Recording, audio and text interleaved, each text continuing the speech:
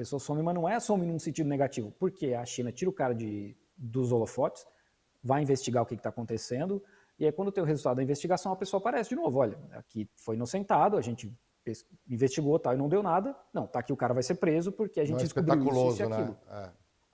Mas essa é a cultura chinesa, né? Então a gente vê na mídia ocidental, mídia brasileira, etc., toda essa história de o governo da China some com as pessoas. É porque a cultura chinesa é dessa forma, né? Não é o Partido Comunista em si. É porque é assim que eles lidam com esse processo. Pô, aqui nos Estados Unidos o que mais tem é documentário de criminoso, cara. É a espetacularização do criminoso, porque o comentário não é sobre as vítimas, é sobre o cara que cometeu os crimes. E assim, aqui tem canal de televisão que passa julgamento o dia inteiro. Né? Caramba. E na China não existe isso.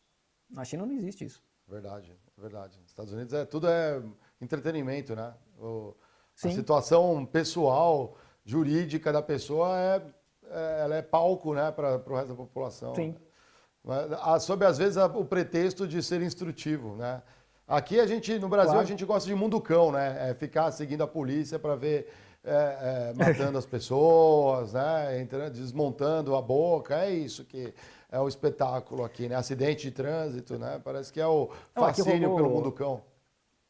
rolou uma história interessante aqui nos Estados Unidos. Teve um incêndio em Idaho, e aí também tinha um atirador lá que matou não sei quantas pessoas e o cara estava sumido. Aí os bombeiros foram atacar esse incêndio, e eles estavam na mesma região que estava esse atirador, e o xerife da cidade falou, olha, vocês atirem em quem vocês achar.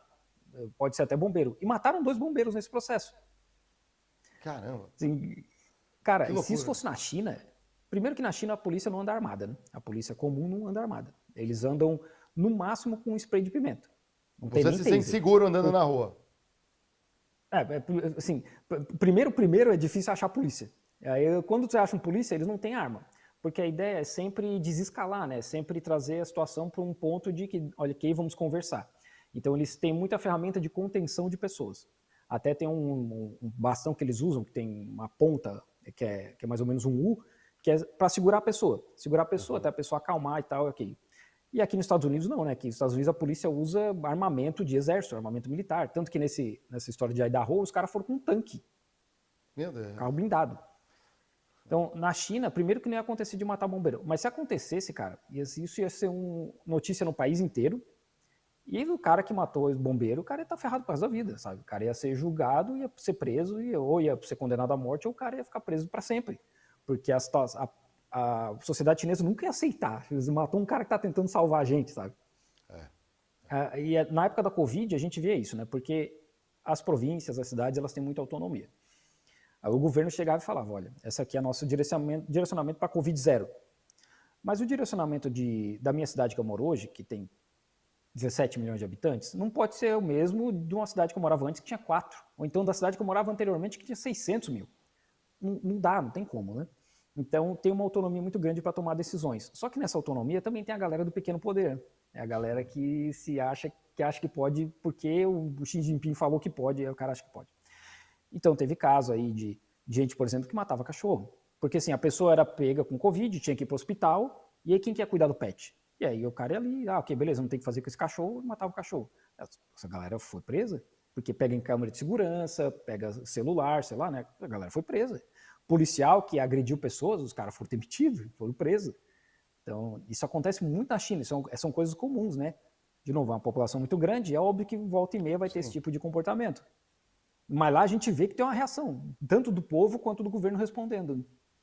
Sim. Voltando ali na galera que tem um patrimônio acumulado, você vê uma interferência, você falou, não tem uma interferência como a gente vê, né, em outras democracias, né, do mundo, né, que a elite financeira tem seu pessoal no parlamento, no Senado, né, tem os seus deputados. O lobby não é mais sobre o lobby, o dinheiro influenciando, ele está dentro com seus agentes.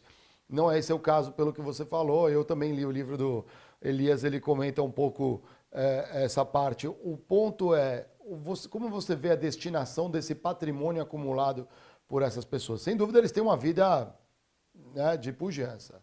Mas como você vê essa questão do governo ditando o que pode ser feito ou não com este patrimônio acumulado? Então, depois que o Mao Zedong morre, em 76, rola um golpe dentro do partido, que é quando o Deng Xiaoping assume, e aí a partir dali a China muda, né? Se não me engano, no Congresso do Partido em 1980, 81, que ele fala lá que enriquecer tá tudo certo. E eles vêm de um processo de revolução cultural onde tinha uma caça à burguesia, a pessoas capitalistas dentro da China e tal. Então muda muito esse contexto dentro da China. Então hoje a gente tem muito bilionário na China. Milionário, bilionário. Muito.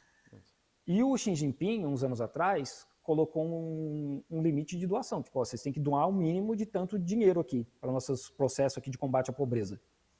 Mas não tem ainda um processo de socialização, né? A gente tem muito bilionário lá.